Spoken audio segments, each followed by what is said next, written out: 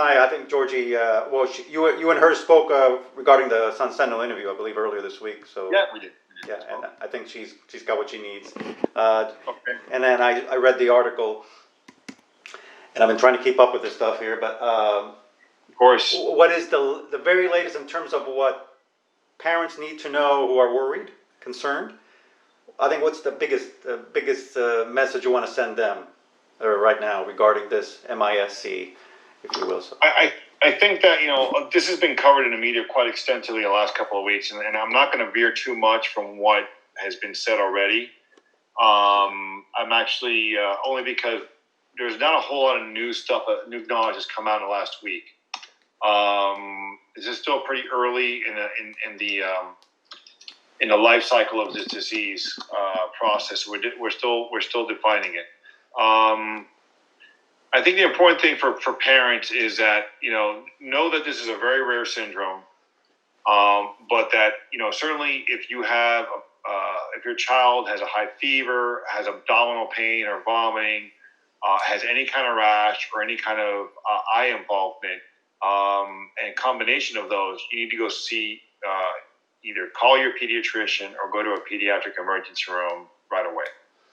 And I say that because, I don't know if I put this in the article, or some way, because we know that this disease is rare. This syndrome is rare.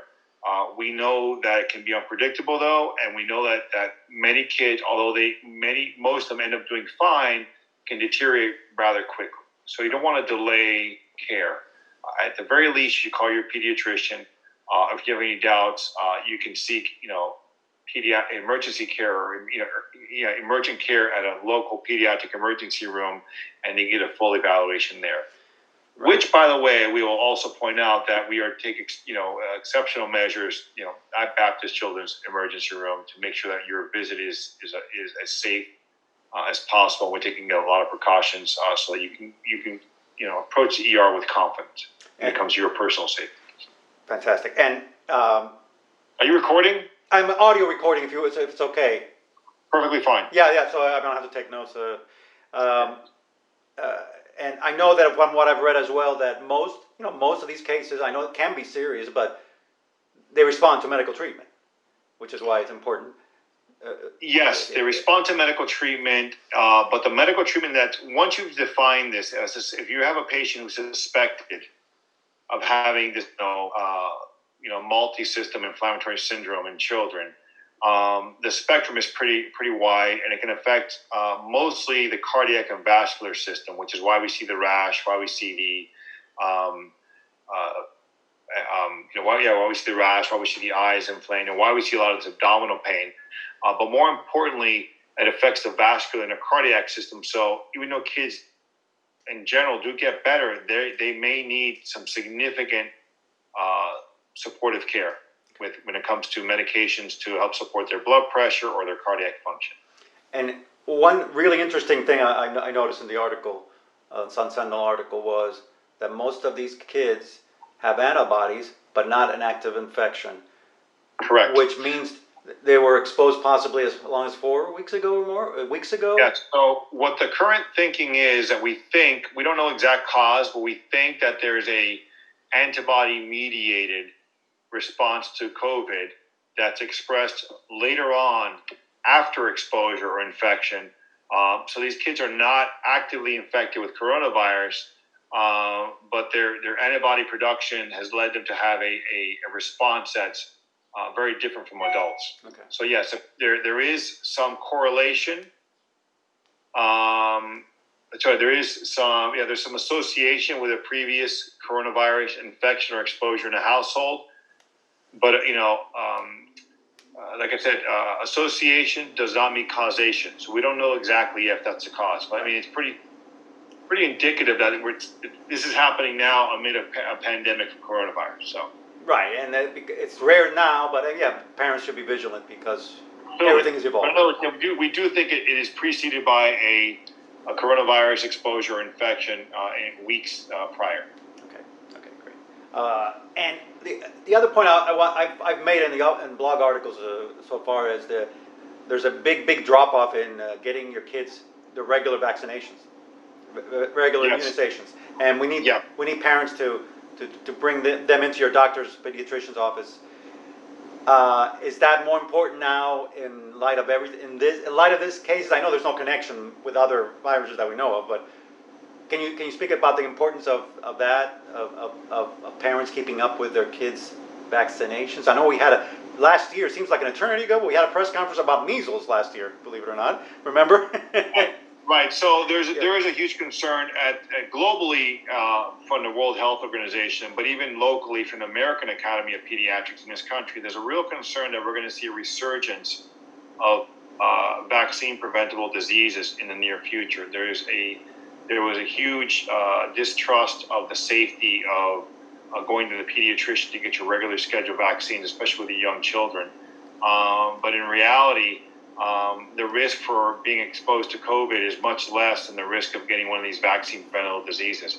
So unfortunately, diseases like diphtheria, pertussis, tetanus, diphtheria and pertussis are real diseases that can, and pertussis has had has pockets of resurgence in recent, over the past few years.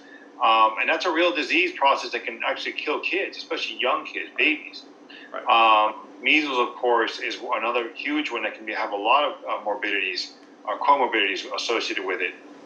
So you don't want to avoid that. You want to schedule your appointments regularly with your pediatrician. All the pediatricians are having well child visits at one time of the day and sick child visits in the other. So they spatially, they separate the sick versus the well kids. So you don't have to worry about transmission of coronavirus. And it's been right now it's pretty well established that we know that kids are not the primary vector, or at least the initial suspicion. It's not well established, but the data is coming out that kids tend not to be the primary vector in the household for infection of coronavirus. Okay.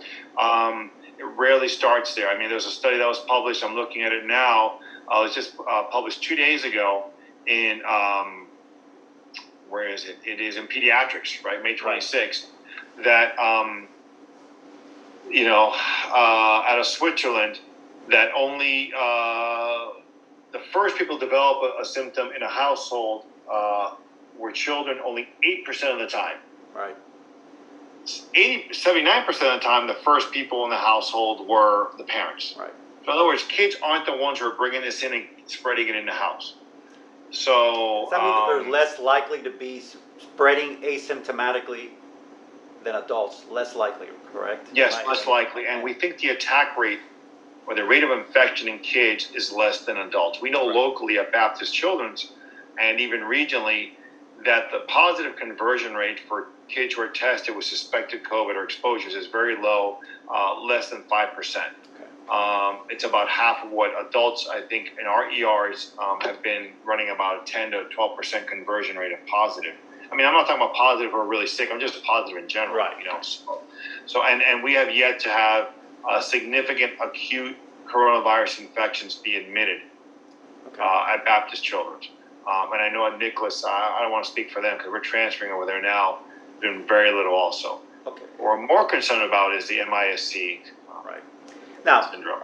Do we want to mention anything about Nicholas in this case? I know we had the okay. I mean, in terms of MIC, we will we'll take care of those cases. We won't transfer MISC cases to Nicholas, or do we know yet? Or is there a protocol yet? No, we'll definitely transfer them because we're still not admitting. We've deferred admissions to our inpatient and intensive care unit as of April 1st. Okay. I don't know if I would mention the article. I would just say that we're speaking from opinion. I mean, if we see a patient like that come in by a rescue, we're going to take care of them. We're going to stabilize them. We're going to do what we need to do, and then we're going to transfer them. Okay. Under normal circumstances, if it wasn't for capacity issues or coronavirus surge issues, we would have kept that patient and treated them in our intensive care unit. We still have intensivists on call.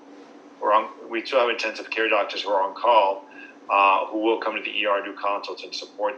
And we also have the same pediatric infectious disease physicians that consult at Nicholas consult in our ER. So it's a little tricky how to mention this. So I mean, I think we don't have to talk about transfer. capability. I think it's just, this is more. It sounds like it's more of a knowledge piece and awareness piece. Yeah, I agree. No, I agree. And you know, what ERs that with the pediatric ERs that we have throughout the system, and I don't know if you, I mean, Bethesda has one, but for sure, you know, Homestead, West Kendall, and Baptist Children's have pediatric ERs. Right. Okay. So they, you know, they shouldn't hesitate if they suspect with these symptoms. And I know you mentioned the main ones: the fever, the rash, the abdominal issues. Fever, you know, fever, rash, abdominal pain are the main issues. Okay. Anything else that we should mention regarding this? I know there's a lot of information coming out, and it's quickly evolving. So there's a lot we don't know, but just for parents. Oh, and then with summer camp possibly opening up, some summer camps in the summer, kids will be more, you know, possibly. You know, we don't know what's going to happen with summer camp. I think that's going to be almost a week by week and city, municipality by municipality decision and by and parents' level of risk tolerance. But you know, I wouldn't be super concerned that kids are going to come home, you know, spreading COVID all around the house. Personally, but no, I don't know if I want to put that on writing. But I mean, I think we have to follow. You know, you have to follow your kind of your personal risk tolerance. I mean, we all know how we all have risk tolerance when it comes to opening up. Some people are going out to restaurants right now, and some people are still staying home. Right. We do know that kids are less affected on the initial infection. They're less likely to be the point of contact for household transmission, and we do know that when they do get infected with acute COVID, that it's a less serious infection. Right. All that being said, you can kind of take your risk, you know, tolerance in your household and decide whether or not you're going to have, you know, send them to summer camp or in group settings. Okay. All right. Anything else that you want to say? No, I think people have to realize that the ER, and please mention the ER, and that also there are other conditions that need emergency care. That there's still we can't let COVID cloud over the judgment of what parents would normally seek ER care for. Whether it's injuries, whether it's my child is not really feeling well, which I think they're dehydrated. There's other things all the other stuff is still happening. And ignoring your child's well-being for fear of COVID exposure in a pediatric ER is certainly the wrong approach. The right approach is you help us, you know, be aware and alert as a parent normally would of the needs of healthcare needs of your child. We'll take care of them. We'll take care of your health and your safety when it comes to coronavirus, you know, and any Baptist health facility. Okay, excellent. I think that's you know, pretty much that's well said. That's a statement that we're trying to get out anyways to the media, but it's real. I mean, I've referred, you know, when I get calls from friends or you know, who have children who are sick and they call out, is it okay? And they go to the ER, they have a wonderful experience. And everybody's, you know, being protective and they're making sure the patients are well, you know, are in a safe environment. And hospitals are not overrun with COVID. Right. And then with summer activities also, you're going to get kids get injured. And we know about the swimming safety. So and all that we do expect in the summertime, typically in Miami-Dade County, where a couple of things we really get concerned about. Number one, water safety is huge. Which we've done, yeah. We've done that, some stories on that. Yeah. Because we already see a little bit of uptick in drownings this year. Right. Deliveries by transport from EMS. The other thing we're seeing is we do tend to see a little bit of an uptick in some GI, you know, gastrointestinal illnesses in the summertime. There's an enterovirus that goes around every summer. So we expect to see some of that vomiting, diarrhea. We see that a lot in the summertime, especially when exposed to water and pools and things like that. And we certainly see an increase in injuries because kids are out and about. So water safety, keep an eye on your typical, you know, injury, you know, kind of things, and you know, and bring them in if you have any concern about fracture or anything like that.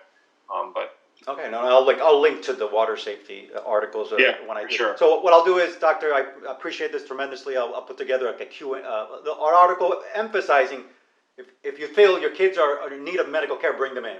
So you know it's safe. That'll be the emphasis. And then I'll do a Q&A based on what you said, and I'll send it to you. If you want to give me a copy, and you know, absolutely. If not, I can look at it. I'll turn it around. You know, let me check. You have my cell phone, right? Actually, why don't you give me your cell phone? I don't think I do. Go ahead. Okay.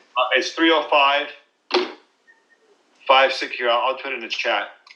305-562 7401. And whatever writer, they, hey, it's so and so, it's John from, Yeah. the story. I just forwarded you an article. You want to proof the copy and let me know what you think. And, Yeah, no problem. Yeah, we've done that before. Yeah, no problem. Yeah. 562-7401, right? Yeah, I put it in the chat in our discussion. And I'll, and I'll send it to you. And if you run across any information, studies or otherwise, regarding MISC in the next couple of days, please, if you can remember, email them to me or something. And I'll do the same. What's your deadline on this? Well, I mean, as soon as I'm going to put it together in the next couple of days. I got a lot of things going here, but and I think there's time because this thing is still developing. So, So you think Monday or Tuesday? Monday or Tuesday, probably since hurricane. It's June 1st, Monday. We're doing hurricane preparedness, so probably Tuesday or Wednesday, most likely. So I'll send it to you too. Okay, all right. So if I see within the weekend, I'll shoot you some data, or I'll do the same if I see something, and you might want to get a comment from that. Otherwise, we'll be in touch. And Perfect. Appreciate it, Doctor. Thank you again. Great. Thank you. Have a great day. Take care. You too. Bye bye.